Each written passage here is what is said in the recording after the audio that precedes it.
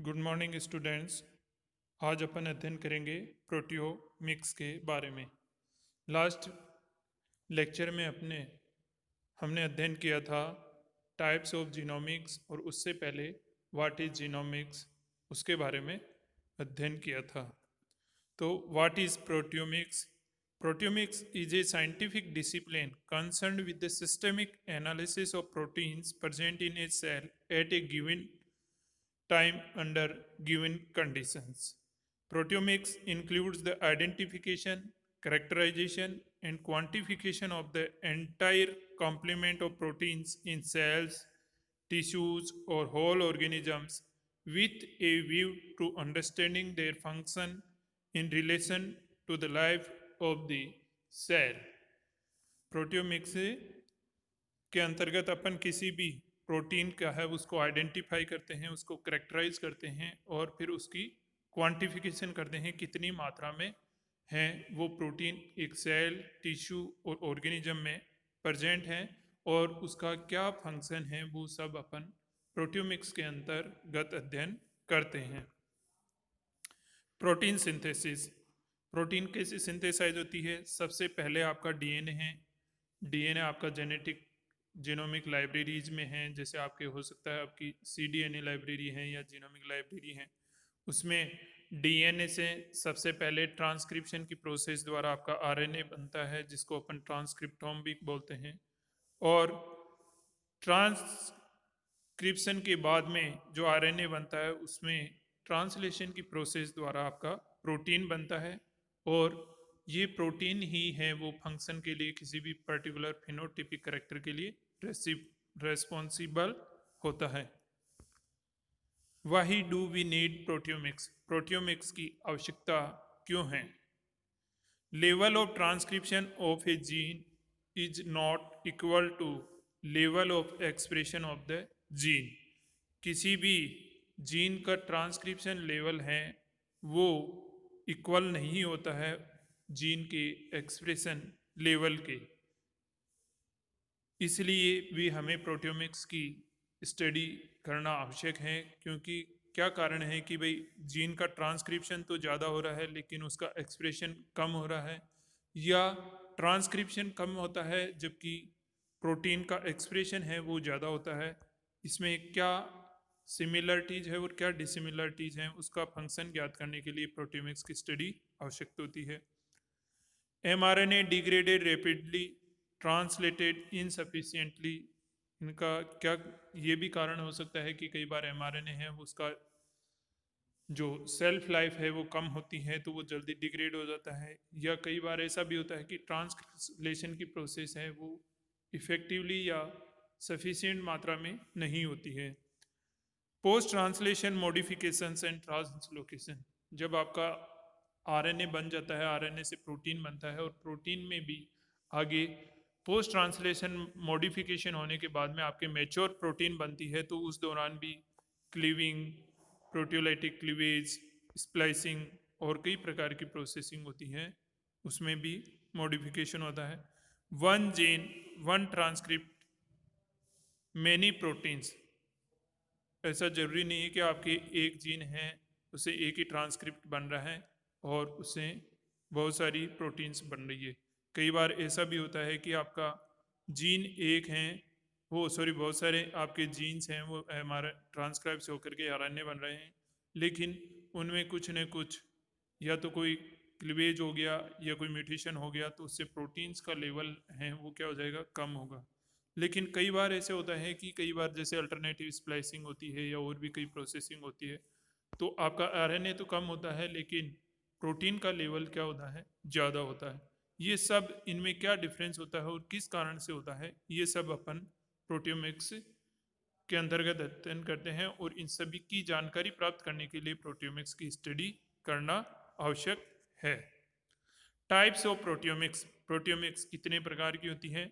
Structural proteomics, the ultimate aim of this proteomics is to build a body of structural information that will help predict the probable structure and potential function for almost any protein from knowledge of its coding sequence.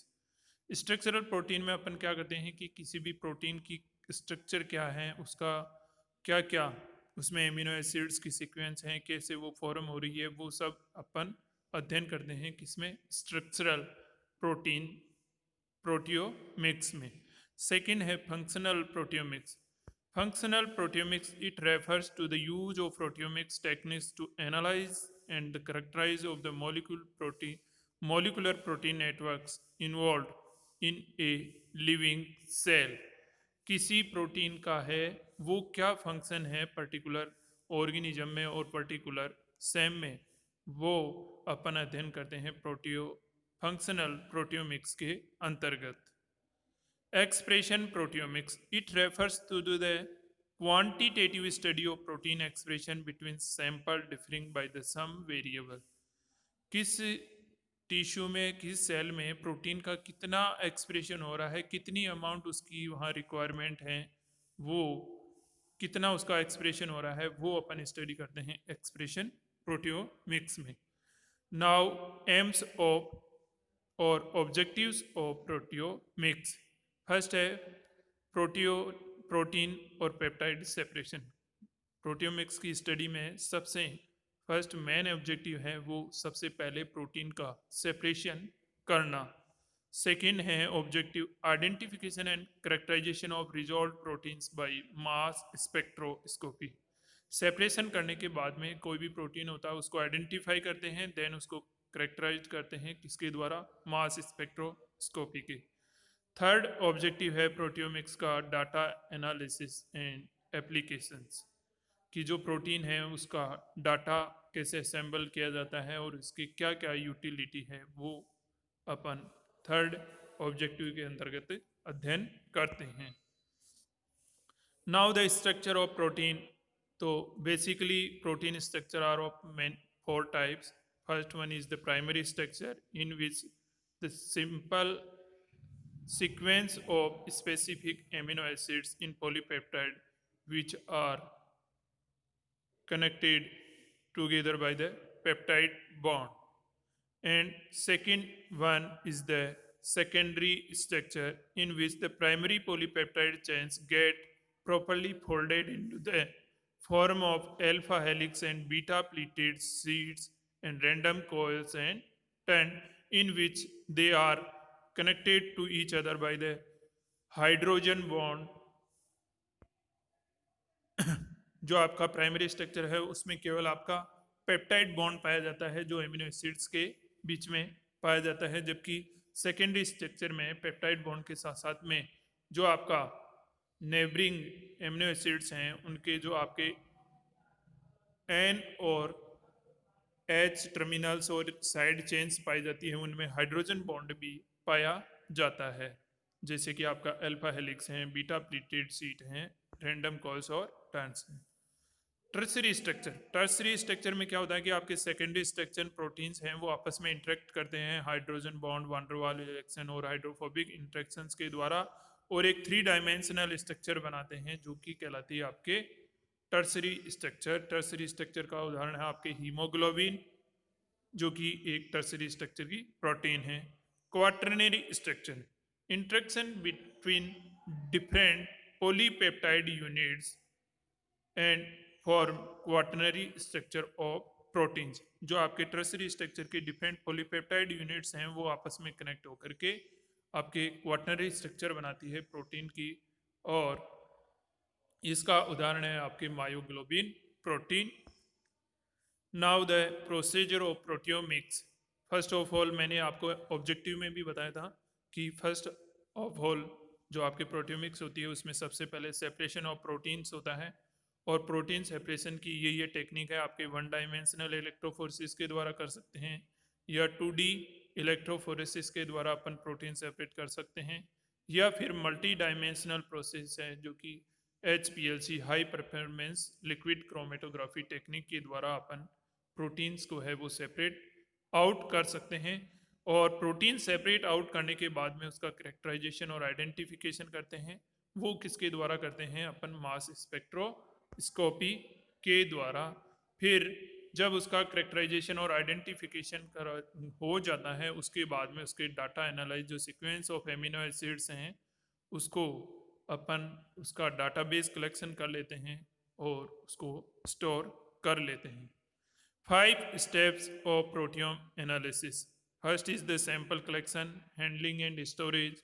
Second, separation of individual proteins by 2D electrophoresis. Third one is the protein characterization. And fourth step is the identification by mass spectroscopy or other methods. And last step is the storage, manipulation, and comparison of the data using bioinformatic techniques. So these are the different steps under which we study the protein structure or identification. Protein separation techniques. First है one dimensional sodium 2 decyl sulphate polyacrylamide gel electrophoresis, और दूसरी technique है two dimensional sodium 2 decyl sulphate polyacrylamide gel electrophoresis technique. What is SDS PAGE? तो जब मैंने आपको electrophoresis के बारे में बताया था उस टाइम में भी आपको H D S polyacrylamide gel electrophoresis के बारे में बताया था कि H D S PAGE is a type of gel electrophoresis. What is the purpose of doing gel electrophoresis? It has been seen that by running a gel, we are able to identify more proteins from the sample. An electric current is applied across the gel, causing proteins will differentially migrate based on their molecular mass. क्या होता है कि कई बार proteins हैं उसमें hydrogen bond के अतिरिक्त disulphide bond भी प्रेजेंट होता है, जो अपन जनरल उसको हीटिंग और जो आपका डिटर्जेंट है उसके द्वारा प्रोटीन्स को हैं अपन ब्रेकअप नहीं कर सकते। उस कंडीशन में अपन एक anionic detergent sodium 2 decyl sulphate काम में लेते हैं, जो सभी प्रोटीन, क्योंकि उस पर नेगेटिव और पॉजिटिव चार्ज प्रेजेंट होता है, तो सोडियम 2 डिकाइल सल्फेट क्या करता है, सबका चार्ज सील्ड आउट करके सब पे नेगेटिव चार्ज क्रिएट कर देता है, जिससे सभी प्रोटीन्स अब एक समान उस पर चार्ज आ जाता है। फिर उसको अपन जेल में उसके मॉलिक्यूलर बेसिस के आधार पे सेपरेट कर लेते हैं। अगर मान लीजिए कि अपने को किसी प्रोटीन की स्ट्रक्चर का पता लगाना है तो उसके लिए अपन स्टडी करते हैं कौन कौन सी, एक्सरे क्रिस्टलोग्राफी और एनएमआर स्पेक्ट्रोस्कोपी। इन दो टेक्निक्स के द्वारा अपन किसी भी प्रोटीन की स्ट्रक्चर का पता लगा सकते हैं। Now two dimensional gel electrophoresis. In two-dimensional electrophoresis, first we separate the protein on the basis of their isoelectric point and then separate on the basis of their size. देखिए पहले हैं protein sample हैं, उसको protein को उनके isoelectric point मतलब उनके जो चार्ज होता है उसके आधार पे अपन उसको सेपरेट आउट कर लेते हैं, और फिर उसके बाद में उनको उनके मॉलिक्यूलर बेसिस के आधार पे उनको सेपरेट कर लेते हैं। देखिए प्रोटीन है जो आपका आइसोइलेक्ट्रिक पॉइंट है उसके अकॉर्डिंग फर्स्ट स्टेप में है वो सेपरेट आउट हो रही है। ऊपर है आपका जो आपका आइसोइलेक्ट्रिक पॉइंट है वो हाई है, और नीचे की तरफ आइसोइलेक्ट्रिक पॉइंट है वो डिक्रीज होता जा रहा है। फिर उसके बाद में है अपन प्रोटीन्स को सेपरेट कर लेते हैं, किसके आधार पे, मॉलिक्यूलर बेसिस के आधार पे। जो प्रोटीन जिसका मॉलिक्यूलर मास कम होगा वो ज़्यादा मूव करेगी, और जिसका मॉलिक्यूलर मास ज़्यादा होगा वो कम मूवमेंट करेगी। इस आधार पे अपन टू डायमेंशनल जेल इलेक्ट्रोफोरेसिस में उनके आइसोइलेक्ट्रिक पॉइंट और मॉलिक्यूलर मास के बेसिस पे सेपरेट आउट कर लेते हैं।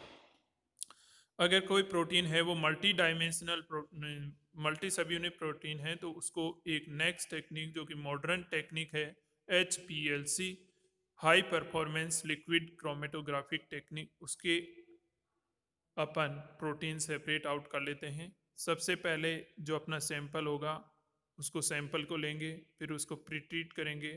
प्रीट्रीट करने के बाद में अपन उसको जो पंप है वैक्यूम पंप उसके द्वारा उसको पंप करेंगे, और इंजेक्ट के द्वारा फिर वो LC कॉलम में आएगा। फिर वहाँ आयन सोर्स होगा, और आयन सोर्स में सैंपल है आपका आयोनाइज्ड हो जाएगा। फिर उसका मास स्पेक्ट्रोस्कोपी एनालिसिस कर लेंगे डिटेक्टर, और लास्ट में आउटपुट अपने को रिजल्ट मिल जाएगा। Now, mass spectroscopy for the protein identification and characterization. Mass spectroscopy is used for the protein identification. It is useful to obtain structural information like peptide mass sequence. It is also useful in identifying type and location of protein modification. A mass spectrometer separates protein according to their mass to charge ratio. The molecule is first ionized, then the process of ionization of protein forces them to move toward the analyzer because of the charge on ions.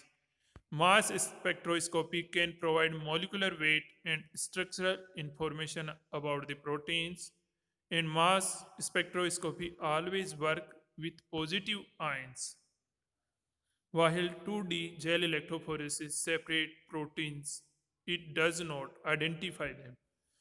Mass spectroscopy के द्वारा अपन proteins को separate out भी कर सकते हैं और उनको identify भी कर सकते हैं, जबकि जो आपका 2 डायमेंशनल जेल इलेक्ट्रोफोरेसिस है वो केवल प्रोटीन्स को सेपरेट आउट करता है, उससे अपन प्रोटीन को आइडेंटिफाई नहीं कर सकते. Mass spectroscopy is used to identify them with separate charged particle or ions according to their mass. Two types of mass spectroscopy instruments are used. First one is the MALDI-TOF, matrix associated assisted laser desorption ionization time of light. It is a method of ionization.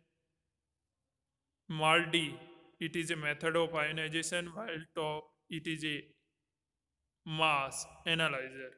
Second method of mass spectroscopy instrument is ESI tandem mass analyzer.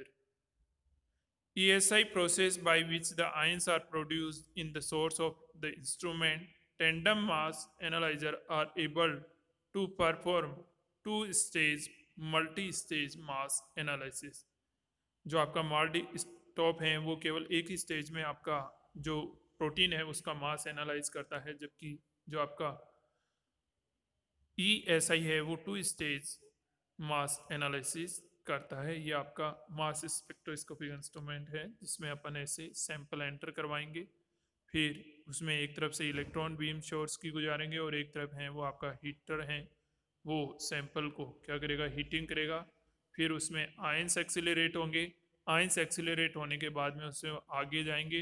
आगे वहाँ पे आपका एक magnetic field होता है जो ions को क्या कर देता है, उनके मैग्नेटिक करेक्टर के आधार पर उनको रिफ्लेक्ट कर देता है और डिटेक्टर में हम उनको एनालाइज कर लेते हैं. आपके मास स्पेक्ट्रोमीटर के क्या क्या कंपोनेंट्स होते हैं. फर्स्ट है आयोनाइजेशन सोर्स, जिसके द्वारा अपन डिफरेंट आयन सोर्स काम में लेते हैं. Electron ionisation, chemical ionisation, first atom bombardment, electron scopy ionisation, matrix assisted laser desorption ionisation. ये डिफरेंट सोर्स हैं वो अपन आयोनाइजेशन के लिए काम में ले सकते हैं. सेकंड है वो आपका आयन सेपरेशन होता है जिसमें आयन्स हैं वो सेपरेट आउट हो जाते हैं. इसके लिए अपन मास एनालाइजर काम में ले सकते हैं, क्वाड्रापोल काम में ले सकते हैं, मैग्नेटिक डिफ्लेक्शन टाइप है वो काम में ले सकते हैं, इलेक्ट्रोस्टैटिक टाइप काम में ले सकते हैं, टाइम ऑफ फ्लाइट है वो काम में ले सकते हैं, और आयन ट्रेप ये काम में ले सकते हैं. और लास्ट कंपोनेंट है वो होता है आयन डिटेक्शन, जिसमें अपन इलेक्ट्रॉन मल्टीप्लायर है, मल्टी चैनल प्लेट हैं, फेराडे कप हैं, ये काम में लेते हैं मास डिटेक्टर के लिए. इसमें अब आपके तीनों कंपोनेंट्स का क्या क्या फंक्शन है वो दे रखा है. सोर्स क्या करता है, produces gas phase ions from the sample. जो सोर्स करेगा वो आपके सैंपल हैं उनसे आयंस क्रिएट करेगा गैस फेज में, जबकि मास एनालाइजर है वो उसका मास रेशियो एनालाइज करेगा, जबकि डिटेक्टर हैं वो आयंस को रिजोल्व करेगा किसके आधार पे, मास एनालाइजर के आधार पे. Next one is the protein fingerprinting. Protein fingerprinting are also peptide mass fingerprinting or peptide mapping. It is a technique for identification of protein. Separated proteins spots are obtained from the gel and then identified using protein fingerprinting. The method is based on the use of proteolytic enzyme to digest the protein into a number of smaller peptides. Then, unknown proteins of interest cleaved into peptide by proteases enzyme. The most commonly used proteases is the trypsin, which cuts protein at lysine and arginine position. When the digestion is incomplete, a set of peptides are produced of varying masses that are unique to that protein. तो protein fingerprinting भी एक technique है जो protein को separate out और उनकी sequence का पता लगाने के लिए काम में ली जाती है, जिसमें एक पर्टिकुलर है वो आपका प्रोटीजेज एंजाइम है वो काम में लिया जाता है जो आपके पर्टिकुलर एमिनो एसिड्स हैं उसको काटता है, फिर उसके आधार पे अपन उसको प्रोटीन की जो सीक्वेंस है वो एनालाइज कर लेते हैं. Next is protein micro arrays. Protein microarrays is another strategy for the large-scale study of proteins similar to DNA microarray. And what is the process of protein microarray? A very small amount of the different purified proteins are placed on a glass slide in a pattern of rows and columns, then followed by addition of various types of probe molecules that are fluorescently dye-labeled to the array. Now, when the probe binds to the label, it results in the formation of fluorescent signal that can be read by a laser scanner. जो आपका fluorescent signal produce होगा वो laser scanner के द्वारा है उसको read out कर लिया जाएगा. Thus, this technique can be detect thousands of proteins. Interaction can screen the ability of protein to bind other protein in complex receptors, antibodies, lipid, enzymes, hormones, and other specific DNA sequence as well as small molecules such as new drugs. तो protein micro array भी एक DNA micro array की जैसे ही technique है जिसमें अपन thousands of proteins को है वो एक साथ उसका एनालाइज कर सकते हैं और उनकी डिफरेंट जो एंटीबॉडीज हैं, लिपिड एंजाइम, उनके साथ में क्या इंटरेक्ट है उसके बारे में निर्णय करेंगे. ये टेक्निक है प्रोटीन माइक्रो एरे की. सबसे पहले cDNA प्रिपेयर करेंगे, एक नॉर्मल टिश्यू लेंगे, एक ट्यूमियर, और फिर उसको कंबाइंड करेंगे इक्वल अमाउंट में और फिर हाइब्रिडाइज करेंगे प्रोब करने के लिए, फिर उसको स्कैन कर लेंगे. ऐसे इसका माइक्रो एरे बना लेते हैं. Protein protein interaction. Protein protein interaction occur when two और मोर प्रोटीन्स बाइंड टुगेदर. तो this is also a technique for the study of protein. Yeast to hybrid system for the protein-protein interaction most commonly used. Most of the yeast to hybrid systems utilize the reconstitution of an active transcription factor to assay for protein-protein to make it interactions. The yeast to hybrid system uses the transcription process to make the prediction about protein interaction. The system requires that two yeast hybrids be prepared called bait and prey system. The bait protein is fused to a transcription factor DNA binding domain, and the other prey protein is fused to a transcription factor activation domain. When expressed in a yeast cell containing the appropriate reporter gene, interaction of the bait with the prey brings the DNA binding domain and the activation domain into the close proximity, creating a functional transcription factor. The mate-prey nomenclature has applied to in vitro method used to study protein analysis. जो आपके protein protein interaction की study का अध्ययन करना होता है तो उसके अपन लिए काम में लाते हैं यीस्ट टू हाइब्रिड सिस्टम, जो बेट और प्रे टेक्निक में, जिसमें कि एक आपका क्या है, एक आपका है वो बेट होता है और दूसरा प्रे होता है. मतलब in vitro method for protein interaction analysis are often employed to confirm interaction indicated by the yeast to hybrid system. ये आप देखिए आपका जो बेट प्रोटीन है वो डीएनए बाइंडिंग प्रोटीन और टारगेट प्रोटीन के साथ में है वो बाइंड हो जाता है, जबकि आपका जो प्रे है उसमें एक आपका ट्रांसक्रिप्शनल एक्टिवेशन डोमेन है और बाइंडिंग पार्टनर है. Recombinant genes encoding bait and prey introduced into the yeast cell. जब आपका ट्रांसक्रिप्शन एक्टिवेशन बाइंडिंग साइट में जाकर के बाइंड हो जाएंगी तो आपका जो रिपोर्टर जीन है वो रिपोर्टर प्रोटीन बनना एक्सप्रेस हो जाएगा, जबकि ये दोनों जब तक आपका टारगेट प्रोटीन और बाइंडिंग पार्टनर पास पास में नहीं आएगा, ये प्रोसेस स्टार्ट नहीं होगी।